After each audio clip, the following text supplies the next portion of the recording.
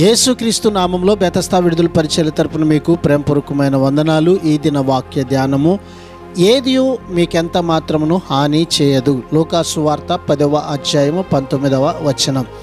యేసు ప్రభులు వారు వారికి పాముల మీద, తేళ్ల మీద, పాములు తేళ్ల వంటి దెయ్యముల మీద అధికారం ఇచ్చాడు.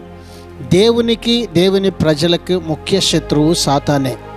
ఈ శత్రువును ప్రభు అయినటువంటి యేసుక్రీస్తు వారు శిలువ మరణము ద్వారా, అలాగే పునరుద్ధానుడై లేవడము ద్వారా ఆ శత్రువుని జయించాడు.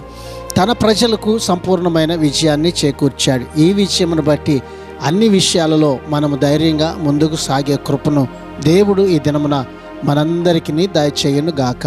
ప్రార్థన. మహాపరిశుద్ధుడా, మహోన్నతుడా, జీవము కలిగిన మా మంచి యేసయ్య, నీ మహాకృపను బట్టి ప్రేమించి మరొక నూతన దినాన్ని మాకు ఇచ్చినందుకు నీకు వందనాలు, స్తోత్రాలు చెల్లిస్తూ, నీ మరణము ద్వారా అలాగే పునరుద్ధానము ద్వారా మాకిచ్చిన సర్వ అధికారాన్ని బట్టి ప్రభువా, ఈ లోకంలో మీ పక్షంగా ధైర్యంగా జీవించే కృపను మాకు అందరికీ దయచేయమని యేసు ప్రశస్త నామంలో ప్రార్థించి అడిగి వేడుకుంటున్నాము తండ్రి.